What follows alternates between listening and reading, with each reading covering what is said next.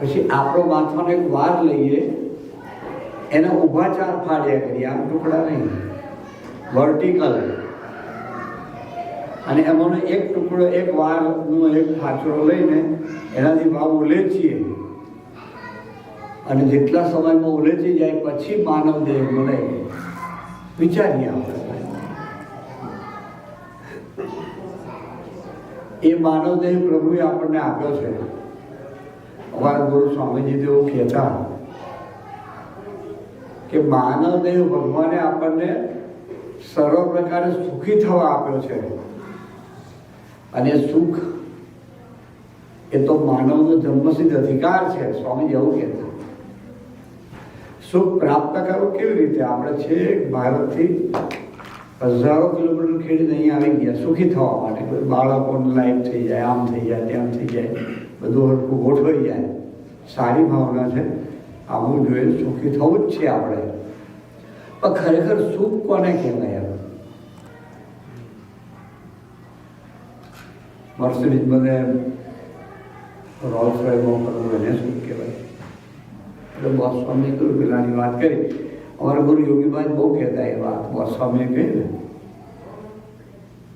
કે બહુ પૈસાવાળાની છાતી પર કે ખીચડી પકવવામાં તો પાકી જાય એકદમ, એટલું ટેન્શન ને એટલો સ્ટ્રેસ આપણે જોઈએ છીએ. તો સુખ કોને કહેવાય? એક વખત અમે સ્વામીજી સાથે અમેરિકા હતા. આ મારી જોયેલી વાત કરું છું, કોઈની સાંભળેલી વાત નથી કરતો. એક ભાઈને ત્યાં પધરામણી હતી. બહુ મોટું હાઉસ હતું, મેન્શન કહેવાય, 10 બેડરૂમનું હાઉસ, અને 10 બેડરૂમ પાછા માસ્ટર બેડરૂમ. એના બાથરૂમ 200 ચોરસ ફૂટનું, ડ્રેસિંગ રૂમ જુદું, અને ખૂબ સમૃદ્ધિ લૌકિક દ્રષ્ટિએ. 20 મોડેલના માલિક હતા. અમે ઘરે ગયા હતા, નીચે 3 રોલ્સ રોય ગાડી પડી હતી. રહેતા હતા 2 જણ ઘરમાં, હસબન્ડ વાઈફ 2 જ રહેતા હતા. ગાડી 3 રોલ્સ રોય પડી હતી. ગયા, ઠાકોરજીના થાળ કર્યા. સ્વામીજીને પણ ત્યાં 50 ભક્તો સાથે હતા, સ્વામીજી સાથે. બધાને જમાડ્યા, સ્વામીજી ઠાકોરજી જમાડ્યા. થોડી વાતો કરી, સ્વામીજી આરામમાં ગયા. એ પહેલાં ભાઈ મને મળવા આવ્યા, અને કે મારે સ્વામી સાથે વાત કરી છે. થાય બધું થાય. સ્વામીજીને સમય પૂછી લો કે આરામ અહીં જ કરવાના છે.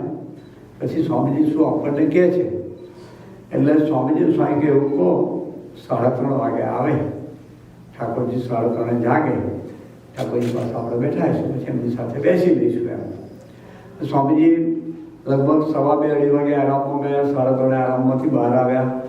5-25 યુવકો, 5-25 હરિભક્તો સ્વામીજી સાથે હતા, અને 5-7 સંતો હતા. ઠાકોરજી પાસે સ્વામીજી ઠાકોરજી પાસે બેસે અને ઠાકોરજીને પ્રાર્થના કરે. ખોવાઈ જાય. આ મૂર્તિ તેમણે જ પ્રતિષ્ઠા કરેલી છે, છતાં એમાં એ ખોવાઈ જાય. કેવી ભક્તિ છે, હૃદય છે. વિચારજો, ખ્યાલ આવે તો તમને.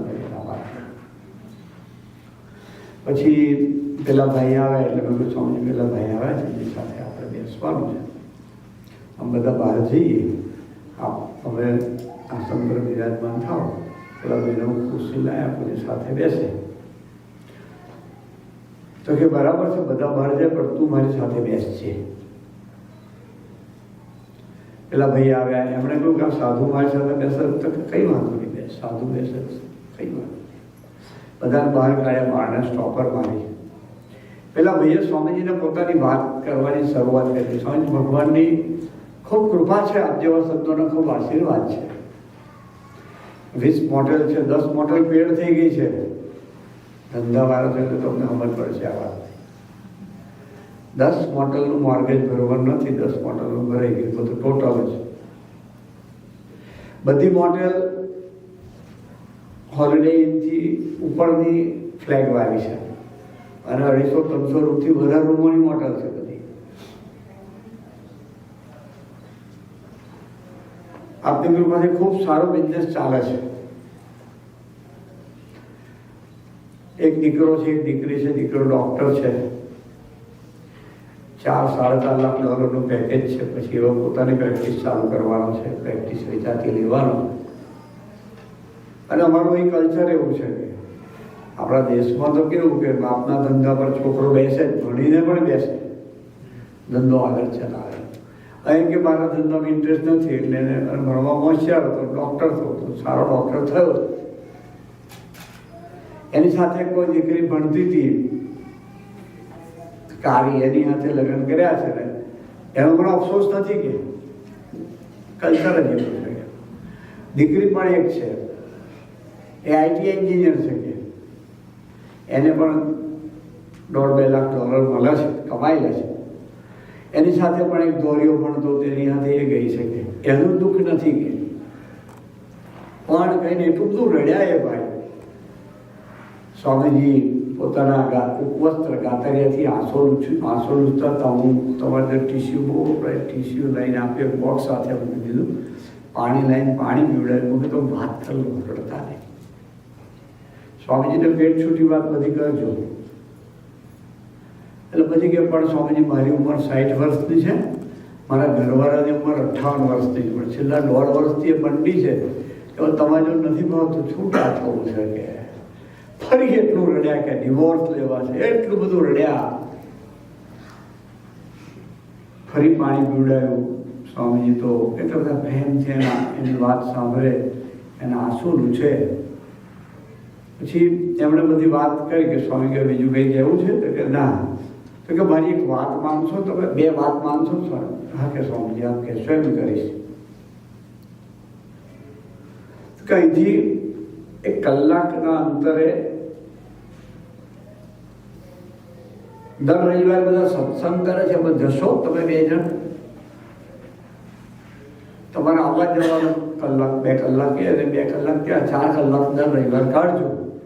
અને તમે જેને માનતા જ માનો. હું સ્વામીજી સાથે 1962ની સાલથી છું. ગણજો કેટલા વર્ષ થયા. એ પણ યુવક હતા, હું પણ યુવક હતો. 65ની સાલમાં યોગી બાપાએ સ્વામીજીને દીક્ષા આપીને મારા બહુ સદભાગ્ય, અહોભાગ્ય કે એમની સાથે મને પણ બાપાએ દીક્ષા આપી, યોગીજી મહારાજે. એમના જીવનમાં જોયું છે, એમણે કોઈને સ્વામિનારાયણ થાય એવું કહ્યું નથી. બિલકુલ નહીં. પણ એક વસ્તુ ચોક્કસ કહેતા હતા કે ખરેખર ભગવાન શિવશક્તિને તમે પોષક છો તો ગણપતિ ગણેશ જેવા સાધુ શોધીને એની ગોદમાં સમાઈ જાઓ. ખરેખર ભગવાન રામજીના ઉપાસક છો તો હનુમાન જેવો સાધુ શોધી કાઢો, એની ગોદમાં સમાઈ જાઓ. ખરેખર ભગવાન કૃષ્ણના ઉપાસક છો તો સુખદેવજી જેવા સાધુને શોધી એની ગોદમાં સમાઈ જાઓ. અને ભગવાન સ્વામિનારાયણના ઉપાસક છો એવા ગુણાતીત પુરુષ, ગુણાતીત સંત, 3 દેહ 3 અવસ્થા 3 મૂર્તિ પર હોય એવા કોઈ સાધુની ગોદમાં સમાઈ જાઓ. પછી એક બીજું વાક્ય, આપણે સૌ અર્જુન છીએ, કૃષ્ણ જોઈશે જીવનમાં. અર્જુનના જીવનમાં કૃષ્ણ ના હોત તો બહુ મોટો પ્રશ્નાર્થ છે. અર્જુનની કોઈ હેસિયત નથી કર્ણની સામે લડી શકે, તો પછી ભીષ્મની સામે આવી જ ન શકે. એનું જીવન એવું હતું. કેટલી બધી વખત એણે લગ્ન કર્યા, જ્યાં ગયા ત્યાં લગ્ન નાખ્યું આપણી ભાષામાં. છતાંય એના જીવનમાં ભગવાન કૃષ્ણ હતા. ભગવાનને સ્વીકાર્યા હતા એણે. અર્જુનનો અર્થ રુજુતા થાય છે, સરળતા. એ પ્રભુ પાસે બહુ ભગવાને સમજાવવા પડે. આખો ઇતિહાસ આપણે જાણીએ છીએ ભગવદ્ ગીતાનો, કેટલા અધ્યાય કર્યા. પણ છેલ્લે એને વાત ગળે ઉતરી. ભગવાને ખૂબ સમજાવ્યા. અને કેટલું જબરજસ્ત દર્શન કરાયું. છતાંય મન બુદ્ધિ એવી છે ને, ન સ્વીકારે. છતાં ન સ્વીકાર્યું. છેલ્લે ભગવાને એક સ્ટ્રોક માર્યો. એને યથા ઈચ્છા સિદ્ધ હતા, તારી ઈચ્છા હોય એમ કર, જા હતું. ત્યારે અર્જુનનો ધક્કો લાગ્યો કે કંઈક ભૂલ કરી ગયો છું. ત્યારે ભગવાનને હાથ જોડીને ગયા, કરીશ એ વચન અમુક થવો, તમે કહેશો એમ કરીશ. ભગવાન ખુશ થઈ ગયા. ભગવાને કહ્યું સર્વ ધર્માન પરિત્યજ્ય જે મામ એકમ, તો બધા તારા મનના માનેલા ધર્મો છોડી દે. એ માનતો તો સામે મામા છે, કાકા છે, દાદા છે, ભાઈઓ છે, આ બધાને મારે રાતને શું કરવું? વાત તો સાચી છે સાત્વિક દ્રષ્ટિએ, પણ સાત્વિક દ્રષ્ટિથી પણ એક પરની દ્રષ્ટિ જે ભગવાન કૃષ્ણ પાસે હતી અને અર્જુનની પાસે એને નિમિત્ત બનાવવા હતા. એટલે ભગવાન કે તારા મનના બધાલા ધર્મો છોડી દે, મારે શરણે આય, તું ગમે તે હોઈશ તો મોક્ષ ઈશ્યામી મા સૂત્ર, તારો મોક્ષ કરીશું, તારો છેલ્લો જન્મ કરીશ. ત્યારે અર્જુનને હાથ જોડીને કે પ્રભુ કરીશ એ વચન, તો તમે કહેશો એમ જ કરીશ.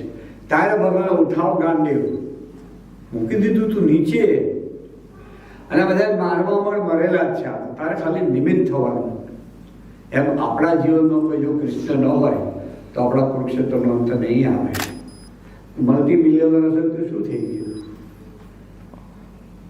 સુરતમાં બહુ વર્ષો પહેલાંની વાત કરું છું, મારી સત્સંગની સેવા હતી સુરત શહેરમાં. બહુ જ આગળ પડતું ફેમિલી,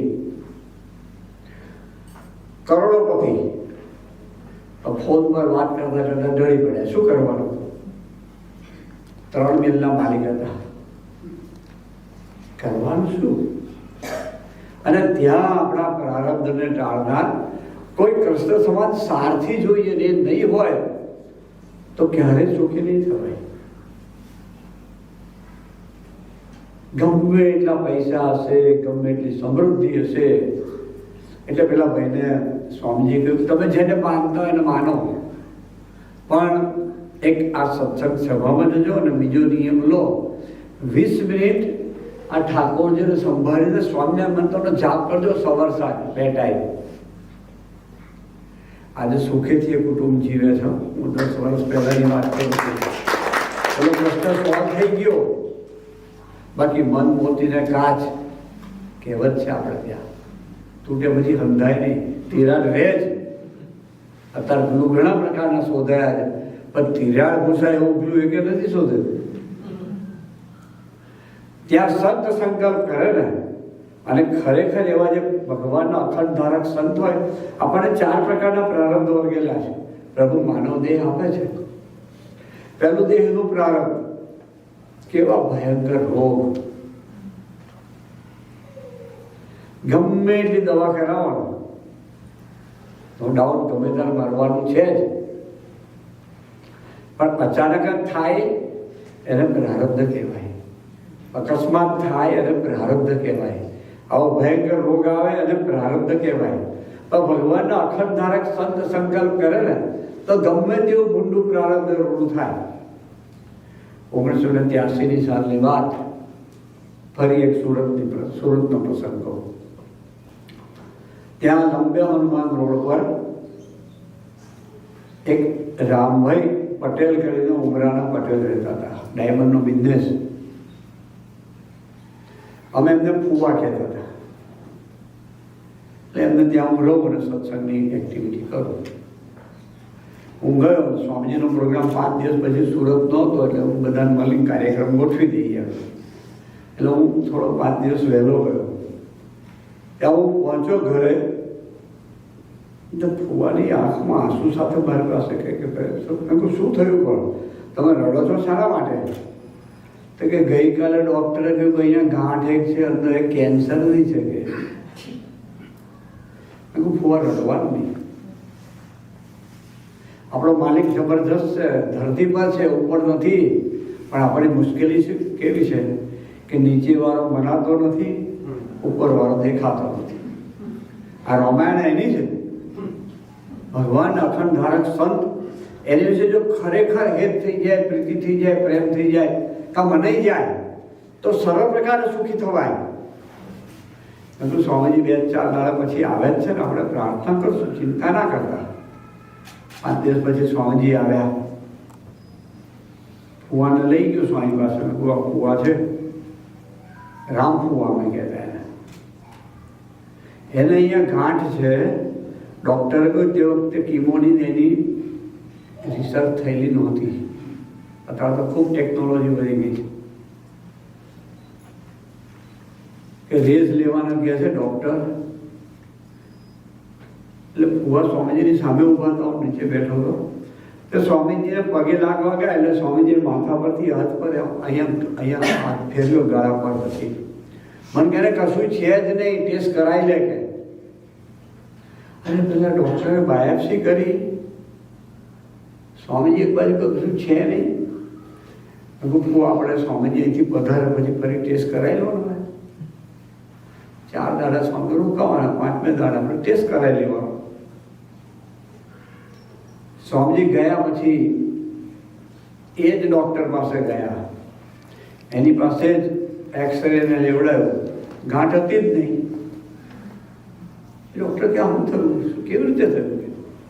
તો ભાઈ અમારા ગુરુએ કહ્યું તું ફરી ટેસ્ટ કરે, તને કંઈક છે જ નહીં. આગળનો એક્સરે, બંને એક્સરે સરખાયા. કહેવાનું શું, ગમે તેવું ગુંડું દેહનું પ્રારબ્ધ હોય એ ભગવાનના અખંડ ધારક સંત સંકલ્પ કરે ને તે ટળી જાય. ભોગવવું ના પડે. સોડીનું દુઃખ કાંટે સરે. એથી ચડે ધનનું પ્રારબ્ધ. એ ટાળવા માટે તો અમે દોડીને આવ્યા 12-15 હજાર કિલોમીટર. સારી વાત છે. તમારે ત્યાં જેવા તે જન્મ લે અને ધનનું પ્રારબ્ધ ના હોય. પણ આપણા દેશમાં કેટલાક ગ્રેજ્યુએટો બેકાર કરે છે તમને ખબર નહીં હોય. સારું છે નરેન્દ્રભાઈ ભગવાન માર્યા છે. સરસ થવાનું છે. બહુ સારા દિવસો આવવાના. તમને બધા પાછા ભારતમાં. કારણ કે નરેન્દ્રભાઈ ભગવાનના અને સ્વામીજીના ખૂબ આશીર્વાદ છે. સરસ વચ્ચે એક વાત કરું. નરેન્દ્રભાઈ યાદ આવ્યા એટલે નરેન્દ્રભાઈ જ્યારે ગુજરાતમાં CM હતા ને ત્યારની વાત છે કે તે વખતે કોઈ એવી કોઈ દ્રષ્ટિ કે એવું કંઈ હતું નહીં કે દિલ્હી જઈને બેસે એવું. સ્વામીજી અમેરિકા વધારે, અમેરિકા, કેનેડા, યુરોપ પાછા ફરે એટલે અમે દુબઈ લઈ જઈએ સ્વામીજીને 5-7 દિવસ. ભક્તો ઓછા એટલે આરામ મળે, જેટલેગ સેટ થાય.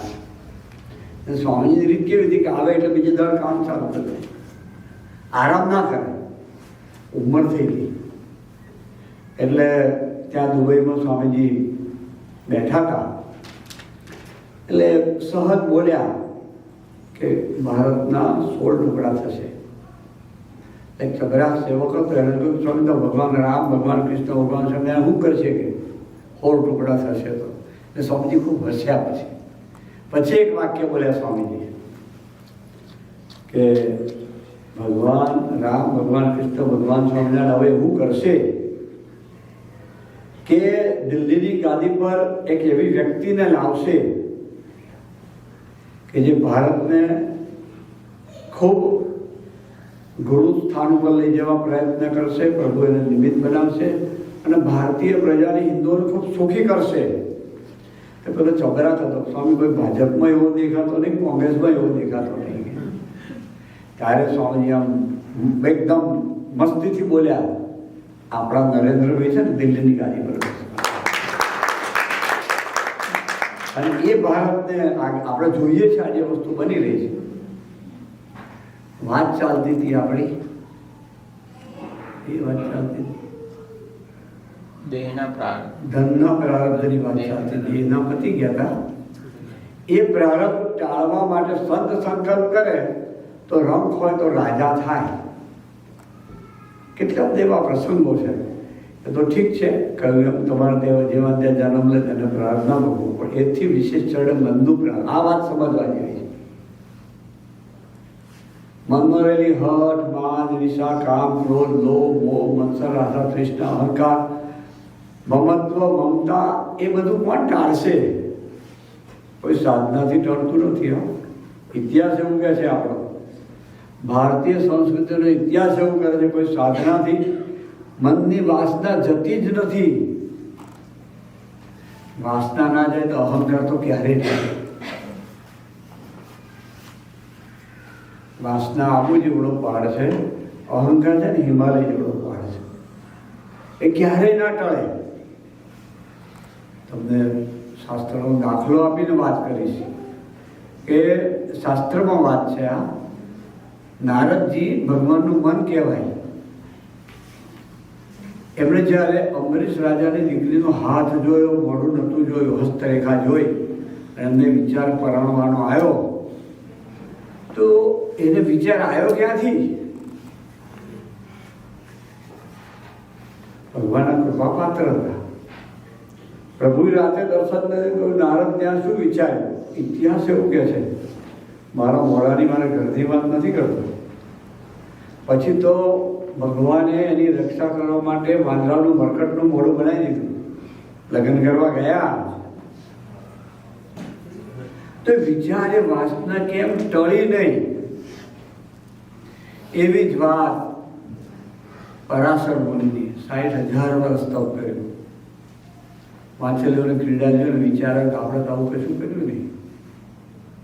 ભગવાન પાસે રૂપ માગ્યું, રાજ્ય માગ્યું, અને સંસાર મળે એમાંથી આખું આ પાંડુ વંશને વંશ થયો અને મહાભારત થયો. ઇતિહાસ કહે છે. આવા ઘણા દાખલાઓ છે. તે વાસના ટળે કેવી રીતે? ન ભજન કરવાથી જાય, ન દાન કરવાથી થાય, ન વૈરાગથી જાય, ન જ્ઞાનથી જાય, કશાથી ન જાય. પણ જેની વાસના ટળી હોય ને એ સંકલ્પ કરે તો વાસના ટળે. બહુ વર્ષો પહેલા બનેલી વાત કહું કે અમે જ્યાં રહેતા હતા એ સોખડા ગામની વાત છે. આ 1968-69 સાલની વાત છે. 68-69 નાનું મંદિર. હવે સંતો 11 રહેતા હતા, બાકીના સંતો અમારા સાંકળતા રહેતા હતા. અમે દરેકને ડ્યુટી સોંપવામાં આવતી. મારી સેવા હતી વાસણ ઘસવાની અને મંદિરને સાફ, કચરો પોતું, મોં બને તમે જૈની ભાષામાં હોય એ સાફ સુથરી રાખવાની. એટલે સાંજનો ટાઈમ હતો ને હું પોતું મારતો હતો મંદિરમાં. અને એક દીકરો આવ્યો, ઠાકોરજીને દંડવત કરતો હતો. મારી ઉંમર બી તે વખતે 23 વર્ષની હતી. 68ની સાલમાં. 65ની સાલમાં બાપાએ દીક્ષા આપી ત્યારે 20 વર્ષની ઉંમર હતી. એટલે એકદમ યુવાન હતો. મારી જ ઉંમર નહોતો એ દીકરો. એટલે અમારી દોસ્તી હતી. એ દંડવત કરતા હતા. એટલે મેં પૂછ્યું શું ચાલે છે? એટલે એને એમ થયું પ્રેમ સ્વરૂપને મારી કંઈક વાત ખબર પડી. મને કાંઈ ખબર નથી. મેં બહુ સહજ ભાવે જ કહ્યું હતું કે શું ચાલે છે. એટલે એ મારી પાસે આવીને ઠાકોરજીને દંડવત કરી લીધા. મારી પાસે આવીને રડવા લાગ્યું. કેમ રડે છે ભાઈ, શું થયું? પછી કે મારાથી એક ભૂલ થઈ છે. પોતાની ભૂલ મારી પાસે આખી વર્ણન કરી, કબૂલ કરી. મને કહેવાથી તારું દુઃખ ટળવાનું નથી ભાઈ. આ વાત તો સ્વામીજીને કહેવી પડે. કારણ કે સ્વામી દુઃખ, હા. અને પ્રભુનું કરવું. એ જ વખતે સ્વામીજી બાથરૂમ જવા માટે, પાસ વોટર માટે આમ મંદિરની રૂમમાં આગળથી બહાર આવ્યા. અને અમે જ્યાં ઊભા હતા ત્યાં સ્વામીજીને અમે સ્લીપર મૂકતા હતા. સ્લીપર ભાઈ મેં કહું સ્વામીજી ભાઈ આવે છે ને એને કંઈ વાત. મેં એને કહ્યું તું ખુલ્લા મનથી એ કરાર કરી દે, જે ભૂલ કરી હોય કબૂલ કરી દે અને માફી માંગ. આ એક દરવાજો એવો છે, એક ખુલશે તો તારું બધું ટળી જશે. એટલે એને પણ વાત સાચી લાગી. સ્વામીજી આવ્યા, ખૂબ રડ્યો સ્વામીજી પાસે. એને પગ પકડીને એટલું બધું રડ્યો, એટલું રુદન કર્યું. પશ્ચાતાપનું રુદન હતું આ. હા પસ્તાવો ભૂલોજનોનું સ્વર્ગથી કવિ કલાપીએ ગાયું છે. એમ એટલી બધી પશ્ચાતાપ સાથે એણે પછી સ્વામીજીને આખી પોતાના હૃદય ખોલીને વાત કરી, પોતે કરેલી ભૂલની. અને સ્વામી કહે હા તું જા. સ્વામીજી સ્લીપર પહેરીને વોશરૂમ ગયા. મેં એને કહ્યું કે હવે કોઈ ચિંતા ના કરીશ. તારી ચિંતા ટળી ગઈ, ચોક્કસ વિશ્વાસથી માનજે. હવે ભૂલ એવી હતી એની.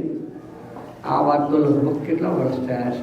58 વર્ષ થયા, 56-57 વર્ષ થયા આ વાતને. તે વખતે આટલો કળિયુગ નહોતો સમાજમાં. એ ભાઈ મેરીડ હતા, એક બાળક હતું, છતાંય એ જ ફરિયામાંથી એક દીકરી સાથે પ્રેમ થયો હતો. એને દુઃખ થતું હતું, એને ભૂલવું તો ભૂલાતું નહોતું. એને ખૂબ પ્રયત્ન કર્યા, પણ એ ભૂલી શકાતું નહોતું, એને પશ્ચાતાપ હતો. સ્વામીએ કહ્યું કે તું જા, હવે ચિંતા ના કરી. પછી સ્વામીજી 2-4 દિવસ પછી સૌરાષ્ટ્રમાં જવાના હતા. કોઠારી સ્વામી, દાસ સ્વામી, 5 સંતો લઈને સ્વામી, પછી 6 સંતો રહ્યા. એટલે ડબલ ડ્યુટી થઈ ગઈ, મંદિરની સેવા. એટલે પેલા ભાઈ આવીને જતા રહે, ખબર ના પડે. 5-7 દિવસ પછી એવા ટાઈમે આવ્યા કે અમે બે ભેગા થયા. મેં પૂછ્યું શું ચાલે છે? મોઢા પર હાસ્ય આવ્યું. એટલે મને એમ લાગ્યું પોઝિટિવ રિઝલ્ટ લાગે છે. આ બદલી હકીકત કહું છું, ફેબ્રિકેટેડ વાત નથી. હું તમને એક બી બનાવટવાળી વાત કરું ને તો ભગવાન સ્વામિનારાયણને સ્વામીજી મારી જીવતા ચામડી ઉતારે એટલી શિક્ષા કરે. એટલે મારી પાસે ઠાકોરજી દર્શન કરીને મારી પાસે હસીને આવ્યા. મને કે શું કરો છો? મેં કહું કેવું ચાલે છે પેલું આપણું? કે સ્વામી તમે પેલું કહ્યું ને ત્યારે પેલી યાદ આવી. 8 દિવસ થાય યાદ નથી આવતી. એ કોણ બજાર છે? આ ચિત્તની ભૂમિકા પર એટલી પાવરફુલ આ કેમેરાનો કોઈ ક્લાસ નહીં, એવા કેમેરા છે ચિત્તની ભૂમિકાના. તમે ગમે તે જુઓ તો છપાઈ જ જાય. એ મનનું પ્રારંભ કહેવાય. એ ભગવાનના અખંડ ધારક સંત મરે તો જ ટળે, બાકી ન ટળે. અને એથી ચડે. આવું તો હજારો યુવાનોને સ્વામીજીએ કરી આપ્યું છે. આવા નાના સાધુઓને તમને મનાય નહીં આ વાત, એટલે તમારા હૈયામાં જગત પડ્યું છે. વિશ્વાસથી બાજુ આવા સાધુઓના હૈયામાં સ્ત્રીનો સંકલ્પ નથી. એ સ્વામીજીની કૃપા છે. કોઈ તાકાત નથી પણ એના જીવનમાં નથી. કારણ સ્વામીજીની ગુરુની કૃપા છે. એમાં હજારોને એમણે સુખી ગયા. અને એથી ચડે પ્રારબ્ધ આત્માનું મન, જન્મ મરણનો ચક્રાવો. આજે ભલે તમે મર્સિડીઝમાં ફરતા, પણ કાલે ક્યાંક ડુક્કર હશો, ક્યાંક કૂતરું હશો, ગમે તે જન્મ ભગવાન આપી દે છે, જેવા કર્મો હશે એવા. જ્યારે ભગવાન સ્વામિનારાયણ ધરતી પર આવ્યા, ભગવાન કૃષ્ણએ ગીતામાં કહ્યું સંભવામિ યુગે યુગે, અને આશીર્વાદને પૂર્ણ કરવા માટે ભગવાન સ્વામિનારાયણ ધરતી પર આવ્યા. એમણે માનવજાતને અદ્ભુત આશીર્વાદ આપ્યા. પહેલો આશીર્વાદ આપ્યો કે મારો આશ્રિત હશે અને 7 દુકાળ ભલે પડે અંદરને દાંતને ઘેર નહીં થવા દો. રોટલા માથે લીધા, તમારે સરકાર લે છે, મોટી વાત નથી. એથી વિશેષ બીજા આશીર્વાદ આપ્યા કે મારા આશ્રિતને 1 વીછી કરડેનું દુઃખ હોય તો મને કોટી વીછીનું દુઃખ થાવ, મારા આશ્રિતને ના થાવ. દુઃખ માથે લીધા. એથી ત્રીજા આશીર્વાદ આપ્યા, અમારા સંબંધમાં જે કોઈ આવશે એને અંતકારે દર્શન દઈને તેડી જઈશ, મૃત્યુને મંગલકારી બનાવ્યું. સ્વામિનારાયણના ઇતિહાસમાં હજારો ને લાખો પ્રસંગો છે મરનાર વ્યક્તિ કે ભગવાન આવ્યા છે, સાથે સંતો છે, હું જઉં છું. સ્વામી જે ભગુભાઈની વાત કરી, મારા મિત્રની, સ્વામીજી એક જ વાર મળ્યા, બધું છૂટી ગયું. ખૂબ સારો સત્સંગ કર્યો. 2010 સાલની બનેલી વાત કરું છું. આ પણ ફેબ્રિકેટેડ નથી. આ એમના દીકરાએ હોસ્પિટલમાં વિડીયોગ્રાફી કરેલી છે મોબાઈલમાં. એટલે મારી સાથે ખૂબ હેલ્પ થઈ ગયું, ખૂબ દોસ્તી થઈ ગઈ. મને આખા અમેરિકામાં એમણે 1997થી 2008 સુધી ફેરવ્યો. પછી આંખની તકલીફ થઈ, પછી બીજા ખૂબ મારી સેવા કરી મારી સાથે રહીને. આખું કુટુંબ સત્સંગી થયું અને એ હિસાબે 200 કુટુંબ સત્સંગમાં આનંદભાઈનું જીવન જેવું હતું. એટલે 2010ની સાલમાં અનકોટ કરીને અમે પાછા આવ્યા ભારત. એમના મોટા દીકરાનો ફોન આવ્યો. ઘરમાં બધા સત્સંગી નિષ્ઠાવાળા થઈ ગયા હતા. ફોન આવ્યો કે પપ્પાને હોસ્પિટલાઇઝ કર્યા છે, તો સ્વામીજી પાસેથી આશીર્વાદ લેવા છે. સ્વામીજી તે વખતે ટ્રીટમેન્ટ વધાર્યા હતા. બેકનો પ્રોબ્લેમ હતો, એની ટ્રીટમેન્ટ માટે આયુર્વેદિક. મેં કીધું ભાઈ ત્યાંના સેવકનો આ નંબર છે, તમે ફોન કરજો, મારું નામ દેજો, એટલે સ્વામીજીના દર્શન તમને ફોન પર થશે. તો વાત કરી લો, પપ્પા માટેના આશીર્વાદ લઈ ગયો. એમણે ત્યાં ફોન કર્યો, વાત થઈ ગઈ. સ્વામીજીએ કહ્યું પપ્પાને મારા સુખે સુખે તેડી જશે. એ પેલા ભાઈને એમ કે આશીર્વાદ મળ્યા છે. એટલે પછી ત્રીજે દિવસે મને સ્વામીજીનો ફોન આવ્યો, મેસેજ આવ્યો સ્વામીજીનો, સેવકને કહ્યું એટલે કે ભાઈ સ્વામીજી તમને યાદ કરે તું આવી જા ત્યાં. એટલે હું તરત